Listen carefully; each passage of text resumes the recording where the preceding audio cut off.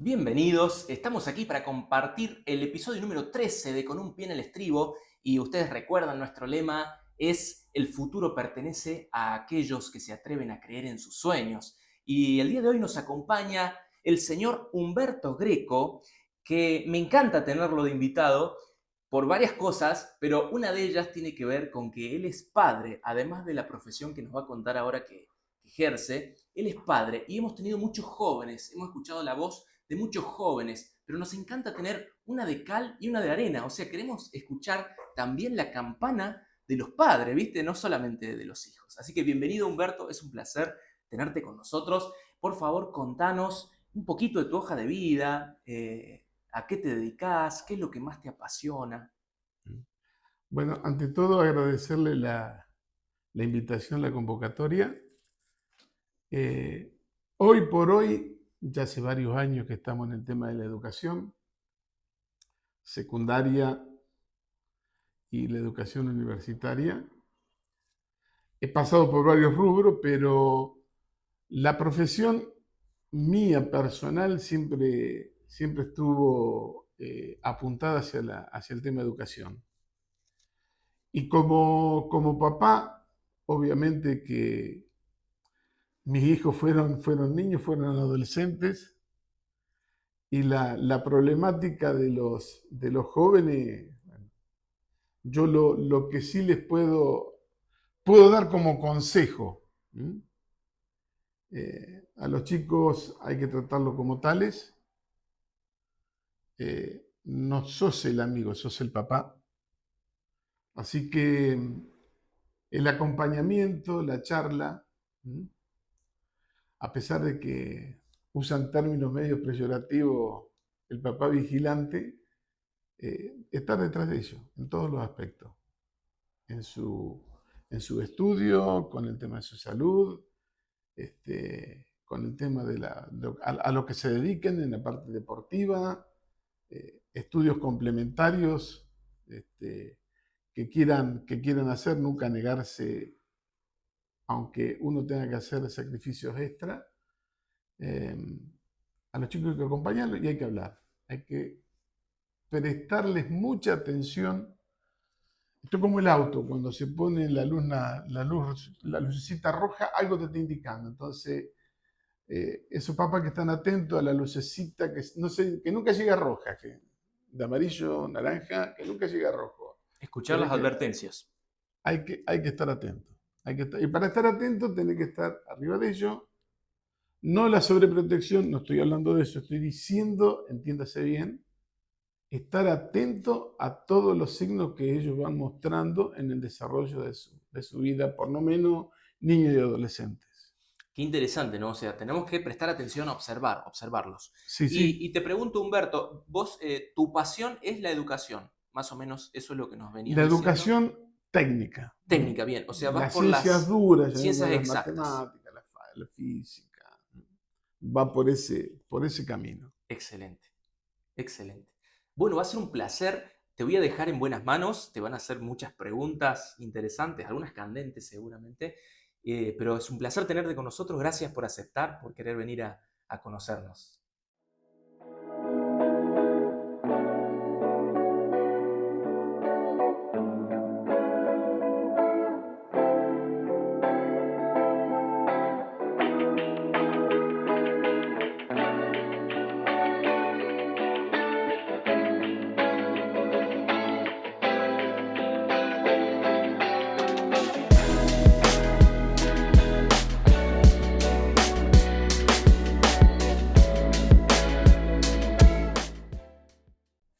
Bueno, seguimos con un pie en el estribo y la pregunta que para retrotraernos en el tiempo es, vos sos ingeniero electromecánico y cómo se te dio para empezar esa carrera, para recordar tus tiempos de adolescente.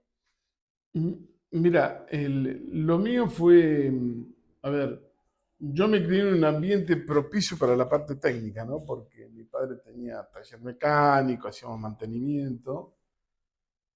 Yo tengo otro hermano que obviamente que se fue para la parte de comercio, Y lo mío siempre estuvo desde pequeño, siempre en el taller con travesura lógica de cualquier niño.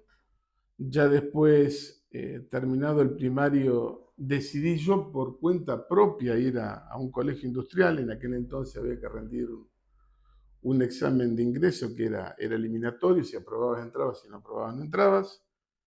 Estoy hablando, yo me crié en Junín, provincia de Buenos Aires, en el NET número 1, Antonio Bermejo. Siempre me tocó el tema de exámenes de ingreso. Y la decisión nunca estuvo inducida ni por mi padre ni por mi madre. ¿No? Una decisión que yo la tomé por cuenta propia. Terminado el secundario, ya lo tenía decidido cuando iba a tercer año, cuarto año, que lo que a mí me gustaba era la ingeniería. No es que hubo un test vocacional, nada por el estilo, era una. Por eso yo hablo de convicciones. Los chicos tienen convicciones, siempre y cuando no sean alteradas en el camino o manipuladas en el camino por parte de la familia, los chicos tienen convicciones. El caso mío concreto, ya lo tenía decidido de la época del secundario y bueno, a posteriores de la finalización del secundario me dediqué a la parte de ingeniería. Vine a Mercedes en la década del 80, 81 más precisamente, 1981. Y bueno, hice mi estudio, hice mi carrera. Después, obviamente, mi mujer es de acá de Mercedes, me casé, tuve mis hijos. Y el caso de mis hijos también ellos son médicos cirujanos los dos. La carrera la tenían decidida de antes de empezar el secundario que querían ser médicos. A lo mejor veían a parte de mi familia que también son médicos que le gustó, le picó, le llamó la curiosidad el tema de la medicina.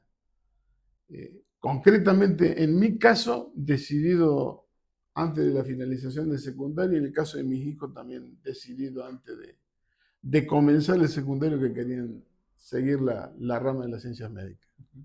Una pregunta, ¿qué proyecto innovador que hayas trabajado que quieras contarnos, ya sea nuevo o anterior? Una cosa que a mí también siempre me gustó es la parte de investigación, y hablando de esto de proyectos innovadores, obviamente en la facultad yo pertenezco a un grupo de investigación sobre energías renovables, y como cosa, bueno, no es necesario que yo me explicite en la parte de innovación, pero hoy lo que es energías renovables se está renovando permanentemente, ¿no? Y en cuanto al tema de los pibes, digo los pibes, los chicos, las chicas, los alumnos, alumnas, lo que uno ya yo, por ejemplo, en mis clases de tercer año, uno ya va detectando posibles chicos que le guste o que puedan ir por el lado del lado de la investigación. Entonces, lo primero que hacemos es captarlo, hablar con ellos si les interesa el tema de la educación, si les interesa el tema de la investigación. Y bueno, de a poquito, todos los años va surgiendo uno o dos chicos que se van incorporando. Obviamente que hoy por hoy la educación a lo mejor no es algo que los vaya a deslumbrar por una cuestión económica, porque un chico ya que está en una universidad se da cuenta que laboralmente, si le va a servir o no le va a servir, pero por lo menos irlos acercando a que trabajen en el tema de la educación y en el tema de la investigación. Y una pregunta así como, ¿qué habilidades básicas tenés que tener para Yo, tener éxito en tu trabajo? yo siempre lo cuento a esto, de no sé, bueno, se encontraron más de 1000 cartas que le enviaban los chicos del primario de la edad entre 9 y 11 años a Albert Einstein. Y de esas 1000 cartas que se encontraron, 3 de esas cartas fueron premios Nobel de física. Entonces, siempre hay que apuntarle a una edad temprana para que Cuando digo edad temprana, estoy en ese rango de edad, ¿no? De entre los 9, 11 y 12 años. Por eso es que salir en la búsqueda de los pibes en las escuelas primarias, hay que empezar a trabajar en edad temprana, porque a esa edad ya vos podés vislumbrar hacia dónde se quiere. Obviamente que en el camino después Sí, el camino es ocurren otras largo, cosas, pueden pasar intereses, muchas etcétera, cosas. etcétera. Pero en una edad temprana siempre está la semillita que hay que saberla cultivar. Trayendo este tema, te voy a leer una frase que habla del rendimiento escolar y dice, no hagáis que y para que ver si estás de acuerdo, no hagáis que los chicos aprendan por la fuerza y la severidad, sino por medio de lo que nos divierte, para que ellos puedan descubrir mejor la inclinación de sus mentes. Es una frase de Platón. No sé si estás de acuerdo. A ver, el término severidad es un poquito medio, a mí me cae feo. Yo voy más por el tema de lo que sería la disciplina. No la rigidez disciplinaria, no estoy hablando de la disciplina en un contexto general. Y para que hay una cuestión, para que los chicos, no solamente el acompañamiento familiar, sino de la mano del docente que tiene que saber individualizar cuando se explica un tema si se entendió o no se entendió. Hay que llevarlo un poco de la mano. Estamos hablando de un adolescente. Yo por ahí no comparto mucho el tema de la severidad, sí el tema de la disciplina. No comparto el tema de que hay que regalarles nota, sí el tema de la disciplina. No comparto el término de la llegada tarde, sí la disciplina. No comparto la falta de respeto, sí la disciplina. La disciplina ordena en todos los aspectos. Entonces, el docente obviamente que tiene una parte fundamental en la formación, yo te hablo específicamente de la parte técnica. El docente cumple un rol muy importante en la parte técnica y básicamente le hace entre líneas la parte disciplinaria. A ver, si vas a manejar un torno no puedes estar con el pelo largo, tenés una cofia o tenés que tener algún elemento que contenga porque lo más probable es que tenga un accidente. Los pibes no pueden ir con las manos sucias a recibir teoría, porque lo más probable es que lo que escriba queda todo hecho una mugre. Los chicos, hablando siempre en la parte técnica, entran en un horario y tiene que ser respetado porque eso después se proyecta en el futuro de ellos. O sea, y llegas tarde y te lo perdono. No, tiene que estar la disciplina. Pero la disciplina bien entendida empieza en casa. Si yo en mi casa lo dejo que esté hasta las 2, 3 de la mañana, y obviamente que el pibe no se va a levantar a las 7 o no va a estar con todas las luces a las 7 de la mañana. Sí. Entonces, no le echemos la culpa. El adolescente hay que saberlo llevar. El adolescente, por parte del docente, tiene que estar la explicación, tiene que ser contundente las explicaciones. Si el pibe no lo entiende, y es responsabilidad del docente que ellos no lo haya entendido. Quizá no el 100%, porque a lo mejor puede tener alguna deficiencia. Yo como experiencia en la escuela industrial, ¿qué pasaba? Y había muchos chicos que me decían, yo vengo por obligación, ahí porque me mandan. O sea que ese 100% que vos querés sacarle de provecho para que les sirva el día de mañana, y no lo vas a lograr porque los pibes no son para la parte técnica. Entonces, en esa lectura que hace el docente, es responsabilidad de él que los temas se entiendan. A ver, cada docente tendrá entre 25 y 30 docentes.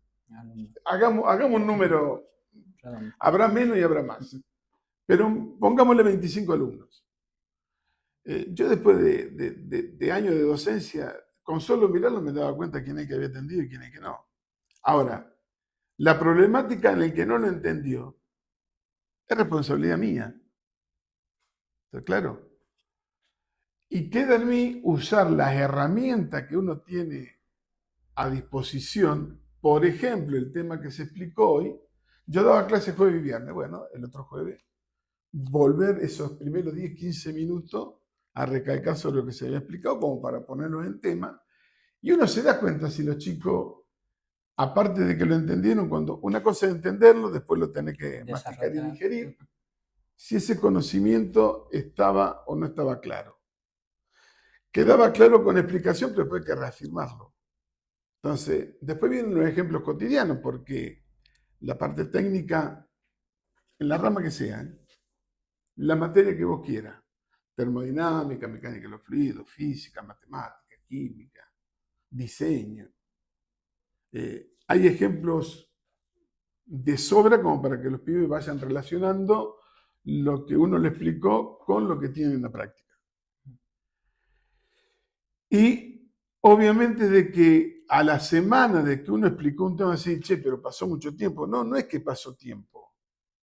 Él sabe que tiene la obligación de que cuando llegue a la casa, ver el tema, leerlo para que cuando te toque de vuelta, decía, se traen una hojita con las preguntas. Entonces, uno en función de lo que preguntaban, primero que sabía si había entendido. Y con las preguntas te dabas cuenta si había estudiado o no había estudiado. No solo que no había entendido, sino que tampoco había leído. Por eso hay herramientas que tienen los docentes que son clave para hacer un seguimiento de alumno por alumno. Yo tenía los 4 quintos. Y de los 4 quintos, no te digo hoy día porque yo dejé de dar clase en el 2022, pero muchos de los alumnos que tuve en escuela técnica los tengo ahora en la FICA, que es de la UNSL o en un BIME. Y si no, alguno me lo encuentro trabajando en fábrica, con algunos cursos que dictamos en fábrica, lo volvemos a ver. Entonces, temas que son el ABC de cualquier técnico. Arrancando con el tema de la parte de seguridad, volvemos siempre al mismo tema, el tema de la disciplina. Y el tema de la disciplina es fundamental para a lo que te dediqué en la vida. Cuando yo le decía las matemáticas, las ecuaciones hablan, los chicos se reían. Cuando yo le decía, para estudiar y para dedicarte a algo tenés que tener pasión, siempre le ponía un ejemplo un poco folclórico, decía, para jugar en la selección argentina no podés salir de joda, no podés andar fumando. Te tenés que acostar temprano, te tenés que levantar temprano. Hay un sacrificio, hay cosas que las vas a tener que dejar de lado. ¿Por qué? Y porque eso es la disciplina. Entonces, uno ve que después chicos que son excelentes y después lo ven en la vida que han fracasado. Y bueno, el acompañamiento, lo que arrancamos hablando de la adolescencia, el acompañamiento, el padre, la madre, el acompañamiento permanente, el hablar permanente, el estar atento a la lucecita que se van prendiendo en el desarrollo de su vida. Recién ahora, a los 30 y pico de años, uno está empezando a soltar las manos, porque cuando suena el teléfono y habla cualquiera de mis hijos, siempre hay alguna duda, alguna pregunta. Uno ya tiene que dejar que ellos tomen decisiones equivocadas, ¿no? Pues ya están grandecitos, ya están para los 36 años, ya no son niños, pero significa que lo que uno ha hecho se nota de que hay una impronta, de que siempre han tenido la consulta, la charla, no toman decisiones obviamente que por ahí toman alguna decisión medio estúpida, llamémosle, pero y después, che, hice tal o cual cosa, mira, compré tal vehículo, compré un terreno y la verdad que, bueno, está bien, ya lo he hecho, ya está, pero normalmente a esta edad todavía siguen con las charlas con el padre y con la madre, ¿no? Siempre esa consulta y ese diálogo que nunca se tiene que interrumpir. Cuando decís que alguno ha fracasado, ¿te referís a alumnos que vos veías brillantes y que no llegaron o que vos te imaginabas que iban a poder vivir de su... A ver, cuando yo hablo de fracaso, lamentablemente, ¿no? Uno ve que el chico tiene condiciones, pero unas condiciones bárbaras. como si fuera un futbolista, que como Puede el ser, ejemplo sí, que lo puede diste ser recién. que o haya tenido un accidente o cuestiones de la vida con el tema en relación a la familia, que haya habido alguna desgracia. Yo siempre pongo de ejemplo, vi un alumno en escuela industrial, no lo voy a nombrar, pero de técnico, él se fue a rendir solito a Ciencias Médicas Córdoba, ingresó y se recibió de médico, fue un excelente médico. Significa que a lo mejor él no era para ser técnico. O sea, eh, el pibe no fracasó, obviamente que siguió con la decisión, con su norte, con su convicción. Cuando uno dice nunca tenés que perder el norte, es para que el pibe siempre ponga énfasis. Cuando vos iniciaste hablaste de creer en su sueño, qué difícil que es a veces hacerle entender a alguien que la creencia en los sueños, creer en tus propias convicciones, es fácil decirlo, pero es implementarlo, llevarlo a la práctica en la vida cotidiana es bravo. Pero aquellos que tienen convicciones, aquellos que no pierden el norte, aquellos que siguen insistiendo, aunque le haya tocado rendir una, dos, tres veces. Tengo otro ejemplo de uno de los compañeros en el departamento de mi hijo que insistió, creo que la cuarta o quinta vez ingresó en medicina y hoy es médico. O sea que el tipo tenía la convicción de que él iba a ser médico. Entonces, cuando yo hablo de fracaso, está el acompañamiento de la familia. Porque si el pibe le fue mal, bueno, anda a laburar. No es cuestión de ir a trabajar. No hay que. Es como pegarle un ondazo en el medio del pecho cuando el Cuando ya tipo se está. Cuanto está, más sí. dolorido está, y cuanto más Ujú. tiene que estar el acompañamiento, porque después no. Una cosa es el fracaso y otra cosa, lo peor que decisiones que toman los jóvenes que. Decir, ¿por qué le pasó lo que pasó? Tengo varios ejemplos, es decir, con toda la mejor edad de la vida, siendo profesionales, teniendo todos los recursos a mano, se suicidan y algo debe haber. Entonces, eso es un fracaso en la vida y sí es un fracaso. Ahora, yo creo que lo primero que fracasa es primero la familia. Porque si tu hijo tomó esa determinación, tomó esa decisión tan drástica, esto no es una película, esto es real. Entonces, si no hubo un acompañamiento, el padre no sabe cuando el hijo o la hija está bien, está mal, no tiene idea, y bueno, las cosas no pasan por casualidad. Entonces, y está el fracaso de decir, lo que planteaste vos, un ejemplo bien folclórico, el futbolista. Pero no todos nacieron para jugar al fútbol. Pero a algunos se le ve unas Se ve condiciones que que, decir, se ve que todos quieren ser futbolistas, todos quieren, sale todos quieren ser artistas, pero no todos tienen las condiciones para. A lo mejor sí juega bien al fútbol, pero no está para destacarse. También volvemos a lo mismo, ¿no? El sí. tema de los padres, de la charla, de la contención, el acompañamiento y paralelamente y de la mano está el tema de disciplina. Y la parte esa que como que falta, que siempre se le echa en cara, es la falta de tiempo de los padres con los hijos. Es el acompañamiento que parece como que no se da Sí, mucho. sí, tenés que ver a qué le llaman falta de tiempo. O sea, falta de tiempo para qué. Para estar, para acompañar, es lo que siempre se dice, por el trabajo, por la situación. Yo No. siempre le llamé, yo uso un término que se llama excusa. Uh-huh. Los padres tienen excusa. Los padres le echan a culpa. Tienen siempre a alguien a quien echarle la culpa. El nene no fracasó. No fracasó. Pero la primera persona que tiene que estar dentro de las personas que hicieron que él fracasara, sos vos, sos el padre, sos la madre. ¿Cómo no te diste cuenta que tu hijo iba al fracaso? ¿Para qué querés que vaya a jugar al fútbol? Porque te querés salvar vos. No es que se salve el pie, te querés salvar vos, económicamente. ¿A todos nos gustaría tener un hijo Messi? No sé. Yo, mi hijo, que sean lo que son y que sean lo que quieren ser.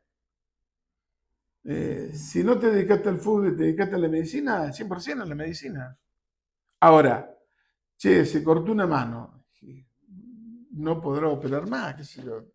Tendrás que hacer otra especialidad que te permita seguir en las ciencias médicas.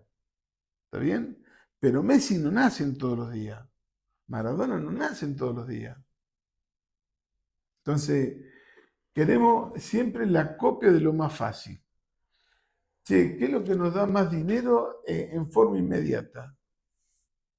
Está la otra, ¿no? Que no la había nombrado porque no viene. Obviamente que si hablamos de disciplina, no vamos a hablar de todo lo que está mal, que da mucho dinero. Supuestamente dicen que son millonarios. Yo, la verdad, que lo único que conozco para vivir un poquito mejor es laburando y haciendo lo que hago y ponerle pasión a lo que hago. Yo estoy próximo a cumplir 65 años y para las clases las preparo antes y me pongo y siempre encuentro algo más. Ahora, volviendo al tema del fracaso, y evidentemente algo falló en tu casa. Porque el que me dice que no tuve tiempo, y tenés que evaluar qué es lo que es el tiempo. Físicamente, qué es lo que es el tiempo. Estadísticamente, qué es lo que es el tiempo. ¿Cómo me va a decir no tengo tiempo porque estoy todo el día trabajando? Flaco, sos papá, sos mamá. Lo primero, ¿para qué trabajas? Te dedicas 12 horas, 14 horas por ir a trabajar. ¿Para qué trabajas? ¿Para qué tanto esfuerzo? Para que mis hijos estén bien. ¿Y que te olvidaste que tu hijo necesita hablar con vos? ¿No te diste cuenta que tu hijo te necesita a vos? En vez de dedicarle 14 horas, dedícale de lunes a jueves 14 días, te puedes dedicarle 3 días, pero las 24 horas al pibe tuyo. Lo lógico sería que todos los días le dediques tiempo. No me puedes decir, no tiene tiempo. No, pero lo que pasa es que el trabajo, sí, si lo tienen que operar, que se enfermó y ¿qué hace? Y dejó de trabajar. Claro, para eso sí, o sea, para los casos extremos dejar de trabajar. ¿Vos creés que en un caso extremo que tu hijo te esté pidiendo a grito que necesita alguien que lo oriente? Sos vos el responsable. Después le echamos la culpa al vecino, porque somos los mejores padres de los hijos del vecino, somos los mejores padres. Y resulta que para tu hijo no tenés tiempo. Como docente, y no sos papá de los chicos, sos docente. Pero muchas veces como docente detectás cosas que vos querés hablar con los padres, no, porque el padre está separado, no, porque la mamá no puede venir, no, porque el papá... Pero alguien se lo tiene que decir. Y no se lo escucha. La falta de tiempo. A mí me hace ruido la falta de tiempo, me parece que una excusa. La mejor excusa que hay no tiene tiempo. Entonces cuando vos decís, ¿por qué no tenés tiempo? Estoy todo el día trabajando. ¿Para qué estás todo el día trabajando? Para darle bienestar a mi hijo. El primer bienestar que le tenés que dar es la atención a tu hijo. Después viene lo otro. No tenés que llegar a casos extremos para dedicarte a tu hijo. Después andas llorando por los rincones porque el pibe tuvo un accidente, porque el pibe hizo tal cosa, tomó una mala decisión y que vos no sabías. Y estoy todo el día trabajando, ¿viste? Bueno, No sé si contesta lo... bueno, Mi contesta, lo opinión engloba, es nos excusa. deja. Sí. La falta de tiempo es una excusa. No le demos vuelta. Bueno, Mi opinión, ¿eh? bueno, ahora viene Norma para cerrar la entrevista. Muchas gracias. No, gracias a vos.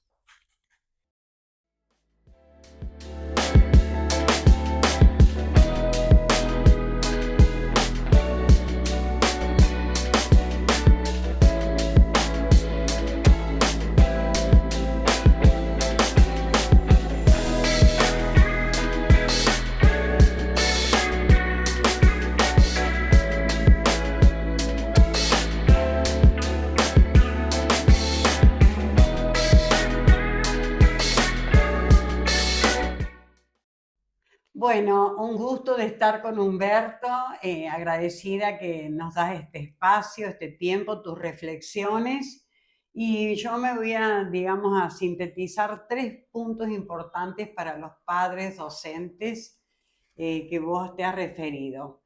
En la decisión vocacional, que muchos padres están preocupados, me gustó la respuesta tuya, de que es una decisión muy personal, de que no se trata de que el padre o la madre impongan una carrera, sino de que es una búsqueda interna, como vos dijiste, naciste en un papá que tenía el taller mecánico, quizás todas esas vivencias permitieron que vos ya en el secundario supieras que querías ser ingeniero. Eso me pareció muy interesante para tener en cuenta. Lo otro que me pareció muy interesante y que realmente coincide con lo que dice la psicología y en salud mental, en esta etapa de la adolescencia, la palabra clave es sobrevolar sobre el hijo, o sea, no sobreprotegerlo, no asfixiarlo, no restringirlo, porque es una edad que la persona adolescente está explorando, pero como decís vos, estar atento, observar, escuchar. Si no es el papá, será la mamá. Y no hay mejor tiempo que el tiempo a la vida misma, que son nuestros hijos. O sea, yo creo que lo que más vale en la vida de un ser humano es la propia vida en otro ser humano, o sea, en un niño, en un adolescente, en un anciano. Y dedicarle tiempo a esa escucha me pareció muy valioso, Humberto, lo que estás rescatando para lo que es un papá hoy en día, con todas las dificultades que señalaste, que a veces lamentablemente los papás están separados, se les hace más dificultosa la observación o la coincidencia sobre el problema de la hija o del hijo, pero hay que estar con las antenas atentas.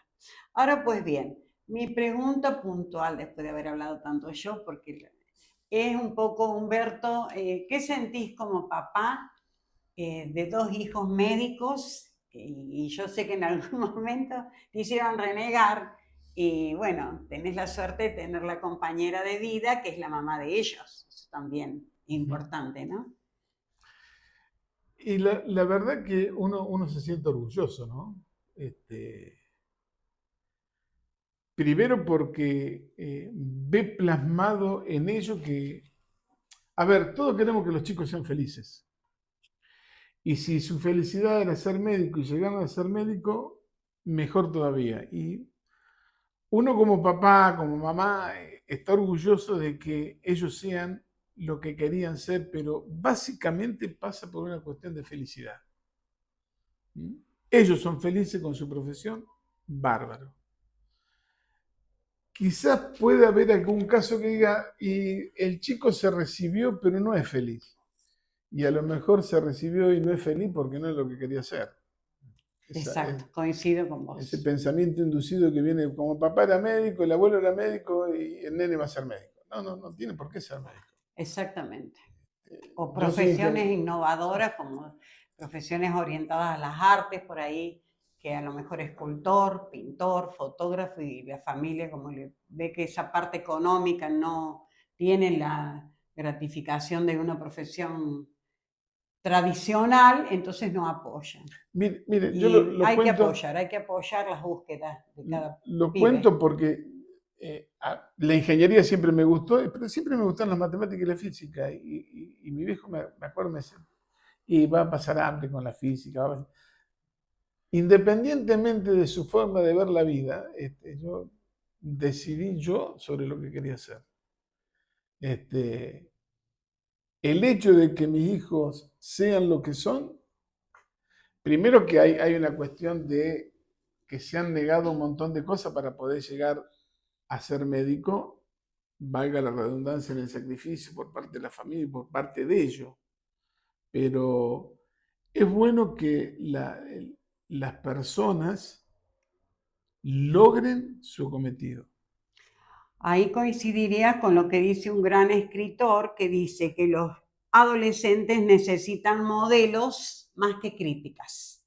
No solamente el modelo del futbolista, no solamente el modelo de las operaciones bursátiles, que estoy escuchando muchos jóvenes que quieren hacer negocio, Pobre, porque se creen lo que dice la internet, y el mundo de los negocios es un mundo muy complejo, y como el mundo del futbolista, como dijiste vos, un Messi, un Maradona no nace todos los días.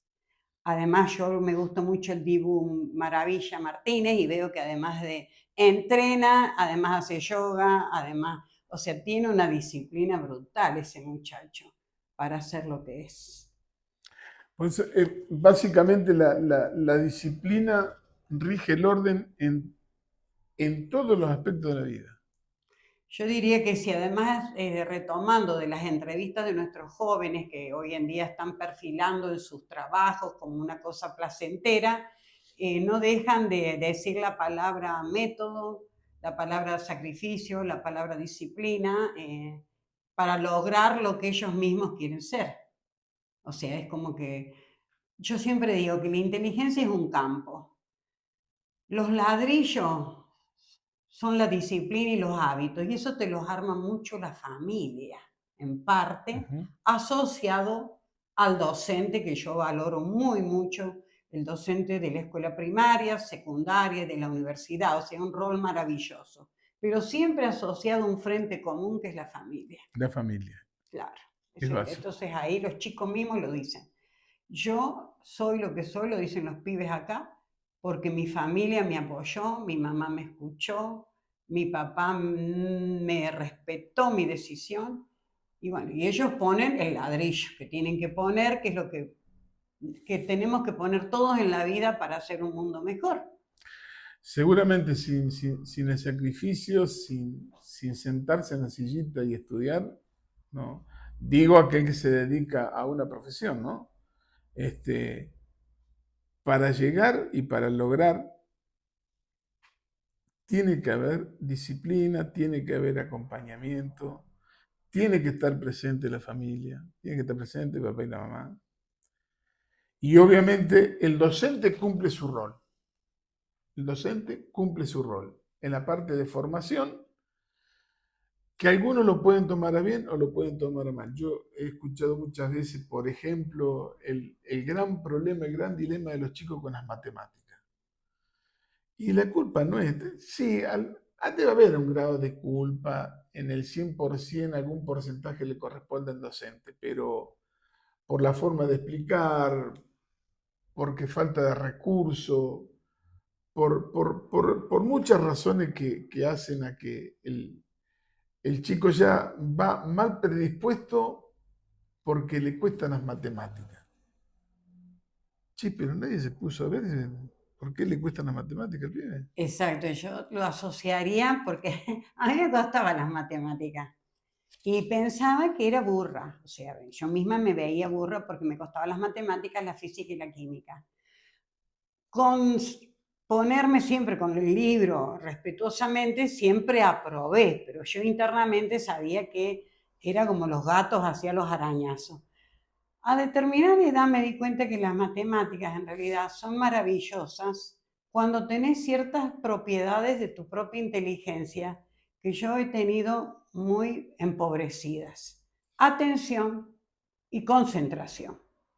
Pues las matemáticas, los procesos de los ejercicios requieren precisión, atención, concentración. Entonces, en mi adolescencia yo estaba todo el día leyendo, fantaseando, imaginando, mi mente era más dispersa, lógico que me iba a costar muchísimo la matemática y la física, que eran fórmulas. Pero pasa que, a ver, no se lo voy a explicar a usted que es psicóloga, pero la matemática y la física tienen mucha lógica. Claro. Entonces, aquel que no... A ver, ¿está el grado de dificultad? Sí, está el grado de dificultad, a lo mejor tiene un grado de dificultad más que otra materia. Pero nada es imposible. Los chicos no, porque si a lo que usted dice que se autopercibía burra, viene ahí que papá mamá te dice, sos un burro, y bueno, completamos el círculo vicioso. Claro, y a lo mejor no. Y la mejor excusa que tenía Normita era que le dijeran que era una burra, listo, no me dedico más a esto. No estudio más, claro, ya está. abandono el secundario. Entonces, porque están los intereses de cada uno, ¿no? Uno dice, voy a esperar que alguien me diga que soy burro para... Listo, ya está.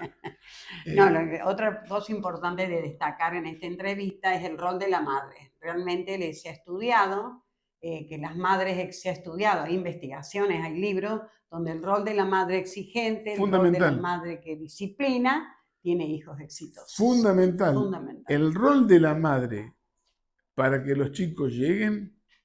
A ver, el rol de la madre bien entendido. Estamos hablando, dejemos de lado la sobreprotección, porque para la mamá no hay nada. La persona más linda del mundo es el hijo, el más inteligente es el hijo.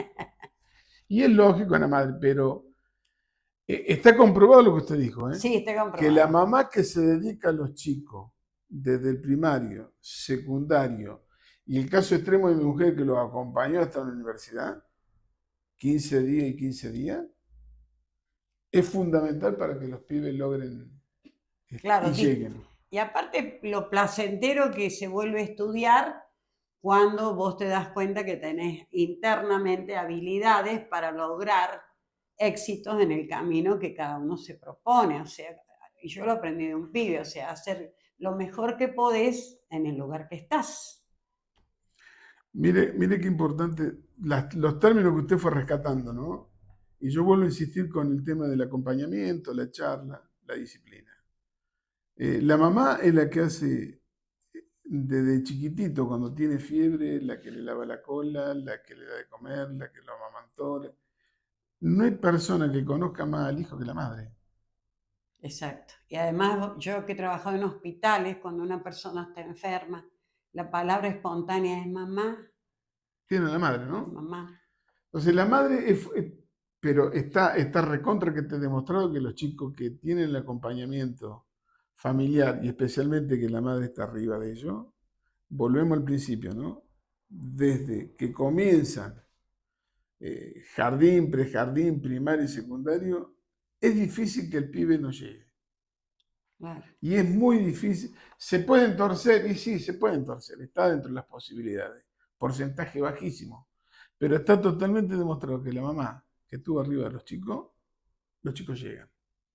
Exacto. Está la madre exigente, la madre que sabe tomar decisiones oportunas y sabe escuchar a su hijo, como dijiste vos, es más probable que ese adolescente se sienta también reconfortado, comprendido, escuchado, y ese es un ladrillito para su confianza. Uh-huh. Porque si, como decís vos, Humberto, o sea, a mí mi mamá o mi papá me hubieran dicho, sos burra, capaz me hubiera quedado paralizada en un techo ahí, me hubiera quedado como... Lamentablemente en muchos hogares usan palabras poco felices para sus propios hijos y no hay que hacerlo. Sí, el tema de los desabruptos muchas veces no es que lo dicen, le sale espontáneamente por no usar otro término o por un enojo espontáneo, pero hay que medir las palabras y hay que medir lo que se... y en la forma y en el momento en que se dice.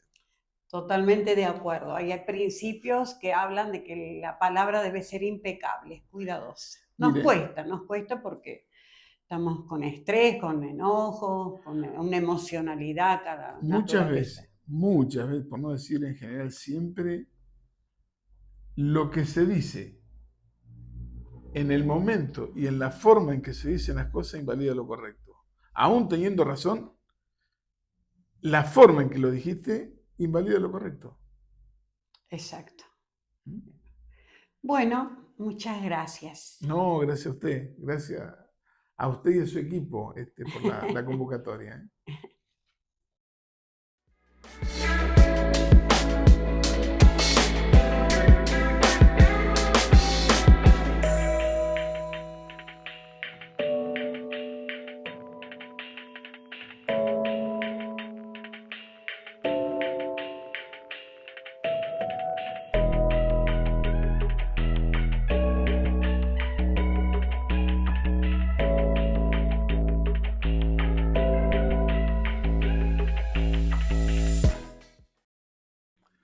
Bueno, yo te voy a hablar a vos.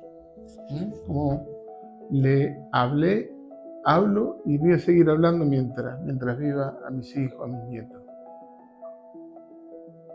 Que va a tener escollos, que va a tener piedras en el camino, seguro, porque es una cuestión de la vida, es la vida misma. Ahora, partamos de la base de todo lo que estuvimos hablando para darle una orientación y que te sirva. De lo que hemos hablado y no te sirve, déjalo de lado. Y de lo que escuchaste, aplícalo. Pero básicamente, todo lo que tenés, lo tenés al alcance de tus manos y está en tu casa. Independientemente si papá y mamá están separados por cuestiones de la vida o alguno de los dos ya no está. De lo que tenés a mano, aprovechalo, usalo en beneficio tuyo, usalo en el buen sentido de la palabra. Y cuando digo usalo, es sentarte con papá, sentarte con mamá, sentarte con los dos y hablarlo.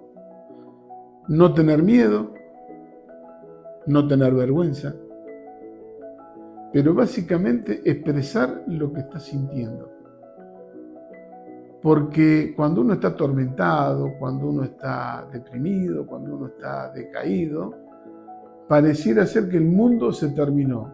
Y no es así. De las malas experiencias también se aprende.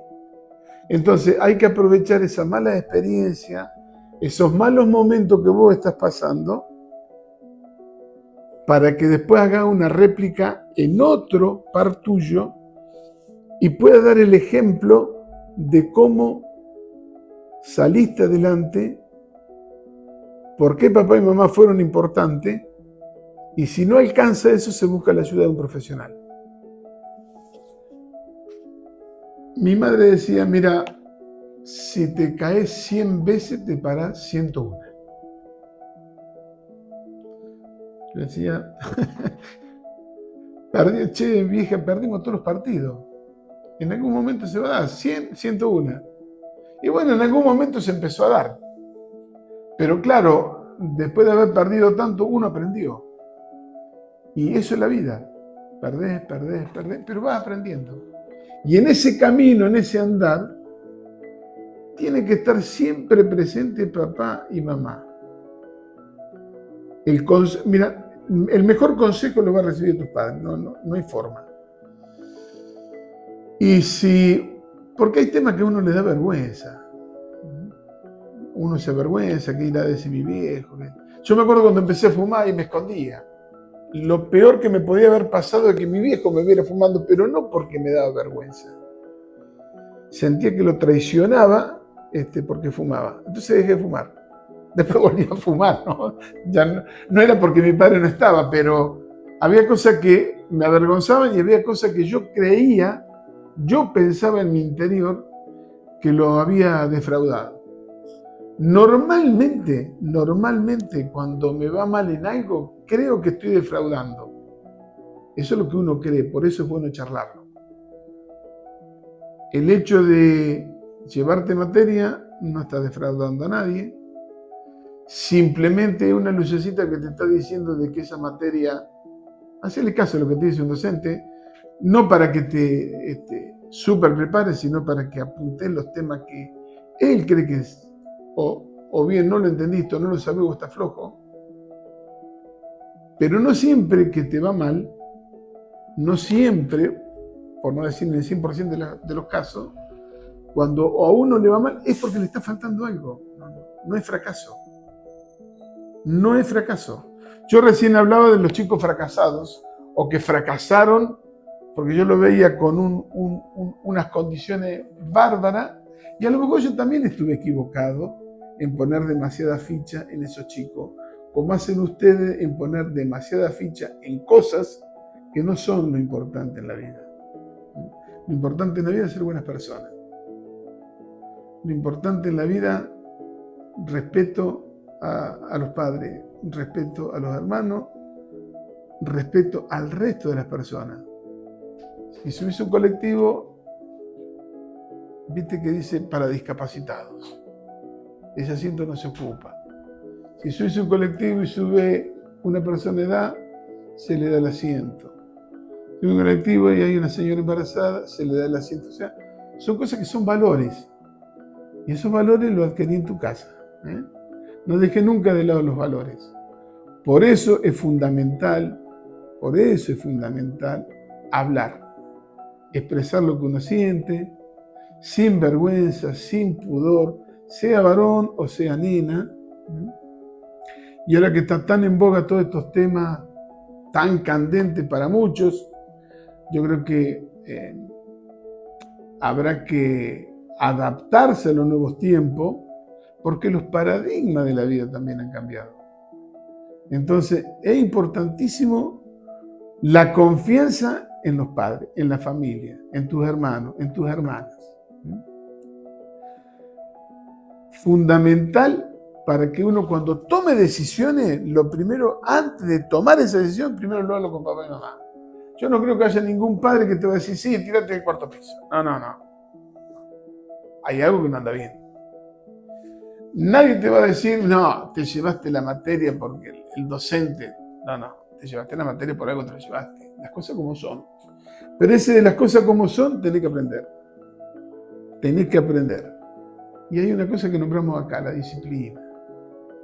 La disciplina, la contención, el acompañamiento y los valores. Así que espero que ante una decisión lo hablé con papá y mamá. Chao.